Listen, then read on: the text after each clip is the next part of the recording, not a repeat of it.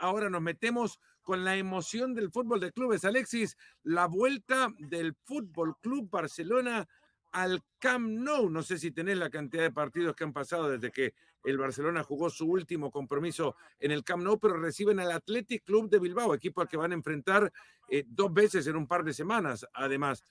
Alexis, Mr. Chip, ¿cómo le va?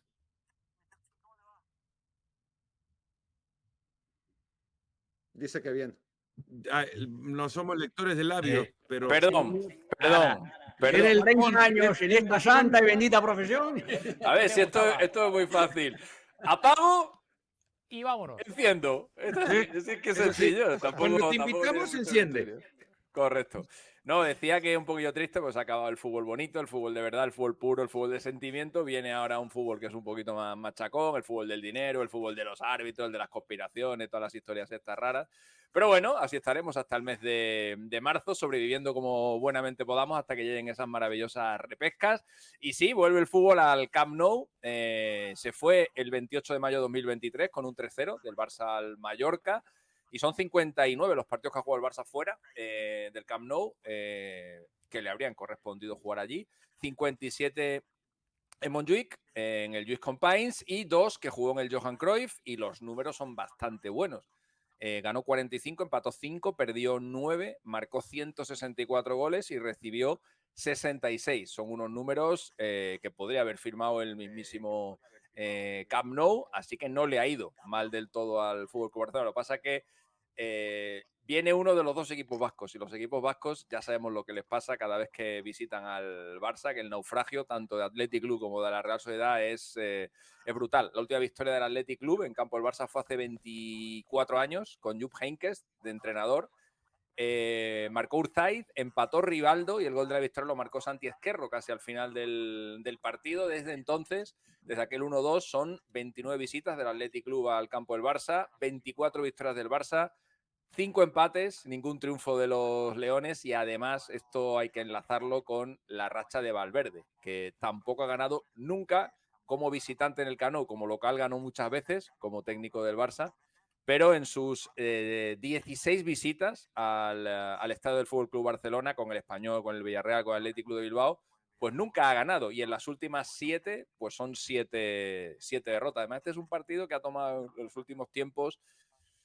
Siempre ha habido mucha rivalidad entre Athletic Club y el Barça, pero por el doble fichaje frustrado de Nico Williams, ahora esa rivalidad se ha acrecentado. Además, recuerdo hace un par de años que en San Mamés fue un sitio donde expusieron públicamente al Barça, tirando billetes con aquella historia de lo de Negreira, y se ha montado ahí una rivalidad que está por encima de la que habitualmente había. Abucheaba a Iniesta también. Sí, a Iniesta se le abucheó, pero eso fue por un partido en el que en la grada de San Mamés regresaba Iniesta y volvían a pitar. Sí, entendieron que Iniesta estaba fingiendo en una falta que hubo en un partido. Creo que además supuso la expulsión de un jugador del Athletic Club y nunca se lo perdonaron. Y de hecho, Iniesta tenía pelo en ese entonces, y cuando se retiró 20 años después le seguían abucheando. Tenía poquito. Sí, la verdad que no. Santi Ezquerro, bueno, hay muchos futbolistas de la Real Sociedad, Íñigo ahora, ¿no? De la Real Sociedad que pasaron al Barcelona, aquel de Cruyff, pero ahora del Athletic Club al Barcelona. Muchos, Zubizarreta, Alexanco, ha habido muchísimos. Siempre ha habido mucho trasiego entre los equipos vascos y el Barça. Ezquerro habrá sido de los últimos antes también, sí. Y de hecho, cuando los tiempos de Julen Guerrero, siempre se habló del Real Madrid, pero el Barça también estuvo mucho tiempo detrás de Julen Guerrero. Siempre ha habido bastante buena relación entre los dos clubes a nivel institucional, una rivalidad muy fuerte porque han sido dos equipos que han estado peleando por ligas en los años 70, los años 80, pero ahora yo creo que por este asunto de Nico la cosa se ha... Bueno, asunto de Nico, que no sé, a mí la versión que me han contado es que Nico Williams ya tenía todo arreglado hasta que llegó Javier Tebas a presentarle al presidente del Athletic Club, los números del Barcelona y decirle, si ustedes lo venden, ellos no lo pueden inscribir. Y el Barcelona no tenía para inscribirlo. Ahí mismo le dijeron los del Athletic Club a la gente de Nico Williams, le contaron la historia, metieron la cláusula de que si no lo podían inscribir, él tenía que buscarse ya otro club y el Barça no podía contar con sus servicios, y se echaron todos para atrás. Todo porque revelaron números financieros del del Barcelona al Athletic Club. Bueno, Inter, el líder en el fútbol italiano. El Athletic, perdona Fernando, el Athletic jugó sus cartas. Y un detalle que seguramente habrá gente que no conozca, para que vean la relación tan estrecha que había entre los equipos vascos y el Barça. Hubo un año en el que la Real Sociedad le vendió a sus 3 principales figuras al FC Barcelona y se las vendió antes de una final de Copa del Rey en la que jugaron el Barça y la Real Sociedad. Y esos 3 jugadores que iban a jugar con con el Barça al año siguiente, jugaron aquella final con la Real, que fueron López Recarte, Vaquero y Begiristain.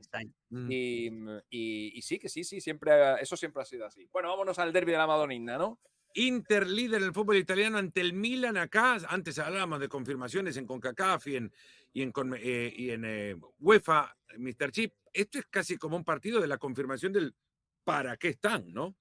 Sí, la verdad que además en los últimos años, a pesar de los buenos números del Inter y que es ahora mismo, después de esa casi tiranía que tuvo la Juve en Italia durante casi una década, ahora mismo es el equipo más fuerte de Italia, es el equipo más regular al menos, pero aún así el Milan se las ha apañado para ganarle en el Meazza en 3 de sus últimas 5 visitas, la del año 2022, por ejemplo, con el Inter también siendo líder. Y en este partido se puede dar algo que jamás se ha visto en la historia de los Inter-Milan, y es que el Milan le quite el liderato al Inter delante de su propia gente, aunque también para eso tendría que fallar la Roma, que va a jugar un par de horas antes, pero mira, se podía dar ese sorpaso en su propio estadio, porque al final el Meazza también es el estadio del Milan, pero estaría vestido de azul y negro para esa ocasión. Vamos a ver si se sucede. El último viajecito que hacemos es Una cosa antes, Fernando, perdona, una cosa antes. Lautaro lleva 9 goles. Lautaro lleva 9 goles en los derbis de Milán. Recuerdo los máximos goleadores del derbi. 14 goles marcó Shevchenko, 13 goles marcó Meazza, 11 goles marcó Gunnar Nordahl, un sueco que jugó con el Milan durante los años 50 y 60. Isvan Niers marcó 11 goles, húngaro con el Inter. Ibra 10, Enrico Candiani 10 también. Y luego vaya Lautaro, que podría meterse en esa lista de máximos goleadores en la historia del derbi. Lautaro, que está consiguiendo unos números goleadores ya muy significativos con el Inter. Ya es el máximo goleador en la historia de la Copa Europa. Ibra marcó con los dos. La mitad de una de las grandes duplas de la historia del fútbol italiano, ¿no? ¿Quién? Gunnar Nordahl. Sí. Gunnar Nordahl llegó a Italia justo un año antes de proclamarse subcampeón del mundo con Suecia, en el año 58, que fue otro mundial en el que estuvieron Gales, Irlanda del Norte, Inglaterra y Escocia. Y no fue a ese mundial la República de Irlanda, porque en la eliminatoria coincidió con Inglaterra, coincidieron las dos en el mismo grupo y entre las dos se jugaron el puesto. Y esa selección de Gales... mundiales iba el ganador del... ¿Cómo se llamaba el torneo que disputaban las 4 naciones británicas? El Home Nations, algo así. Jugaban todos los años un cuadrangular y definían luego como el 6 naciones de rugby, más o menos, pero solo los equipos británicos, y los mundiales no tenían eliminatoria de los ingleses o los británicos en Europa, sino había una designación, digamos, que los británicos desistieron de aceptar en los primeros 3 mundiales de la historia, hasta que van a 1950 a comerse el porrazo los ingleses de caer con Estados Unidos con gol de Gatiens, hablando de lo que antes era un haitiano. Un haitiano. Sí, señor. Inglaterra se saltó los 3 primeros mundiales porque decían que ellos no tenían que demostrarle a nadie que eran la mejor selección del mundo, y el Wolverhampton Wanderers se saltó las primeras ediciones de la Copa de Europa porque decía que era el mejor equipo del mundo y que él no tenía que demostrarle nunca a nadie nada. Y por eso el Manchester United también, ¿no? El Manchester United habría sido el primero cuando el avionazo en Múnich de aquella generación de los Busby Babes. Pero el primer británico que ganó la Copa Europa fue el Celtic. Sí, equipo escocés que será mi selección en el Mundial al lado de la selección de Panamá, ya lo dije. ¿Más que España? Sí. Vaya. Sí, más que España. Siempre, digo yo. Iré muy por Escocia y muy por Panamá.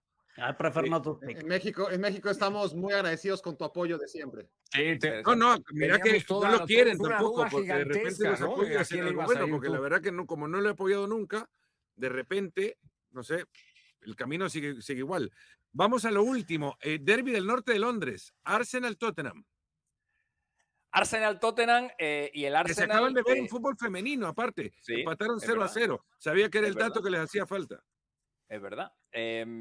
Bueno, el Arsenal que está teniendo una racha de resultados extraordinaria contra los equipos del Big Six, aunque yo creo que esto del Big Six había ya que replanteárselo porque meter ahí al Tottenham es ya un poquito tal. Pero bueno, siguen estando ahí. Y es verdad que el Arsenal, que era un equipo que, siguiendo la terminología argentina, solía pechofriar contra los equipos grandes de Inglaterra, sin embargo, en los últimos tiempos esto ya no es así y ha llegado a enlazar el Arsenal 22 partidos de Premier seguidos sin perder contra equipos del Big Six, que es la mejor racha en la historia de la competición, hasta que cayeron en Anfield contra el Liverpool en agosto. Es la única derrota en los últimos 3 años contra los grandes de Inglaterra y encima reciben a un equipo que es que se les da especialmente bien. El Tottenham solamente ha ganado 2 de 33 partidos de Premier League en campo del Arsenal. Ganó en la primera edición de la Premier en el año 93 con Doug Livermore de entrenador y ganó en el año 2010 su última victoria remontando un 2-0 en Highbury, por aquel entonces, con Harry Redknapp, que era el entrenador. Así que estamos hablando de, bueno, pues de una racha del Tottenham malísima en campo del Arsenal y una grandísima serie del Arsenal contra los grandes de Inglaterra. El último grande de Inglaterra que ganó en campo del Arsenal en Premier League fue el City en febrero de 2023, un partido muy importante para aquella liga y desde entonces el Arsenal lleva 12 partidos seguidos sin perder contra los grandes en su estadio. Señoras y señores, llegamos hasta acá. Gracias, Alexis, que nos ha capitaneado este viaje por los 3 partidos quizás más importantes que tendremos en el fin de semana del fútbol de clubes, que vuelve, sí, a ponerse otra vez de nuevo, como ya Alexis lo decía en su presentación, las camisetas de sus equipos, a pensar que el árbitro siempre está en su contra y a volver de nuevo a esta tribalidad que se ha convertido el fútbol de clubes, porque el de selecciones no. En el de selecciones nunca nos mostramos así, porque en el de selecciones nunca se vive la xenofobia, ni el racismo, ni nada de eso, ¿no? Es todo en paz en el fútbol de selecciones. Es correcto, es correcto. Sí. De hecho, en el fútbol de selecciones puedes conseguir que un país asediado por las pandillas celebre todo el mundo junto, hagan una tregua, como es el caso de Haití, y celebren todos la clasificación para el Mundial, que es cosa... O en el fútbol de selecciones puedes ver a Lewandowski, después de 84.532 goles con el Bayern, meter un único gol de penalti en un partido intrascendente del Mundial y acabar llorando. Estas cosas pasan donde Ojo, pasan. hablando de Lewandowski, hay que echarle una leidita a esta autobiografía, que no sé si es autorizado o no, que han publicado en Polonia, porque se han contado cositas, ¿ah? ¿Ah, Se han sí? contado cositas. Y esta es la decepción, que no vamos a contar estas cositas del libro acá porque lo tenemos que cerrar. Yo les decía, se van a llevar una decepción al final, pues acá está, a leer un poquito de las páginas de esa biografía que han escrito de Lewandowski y luego nos reencontramos en la próxima semana en otra edición de Fuera de Juego. Les mando un fuerte abrazo. Gracias a todos. Chao. Chao. Chao.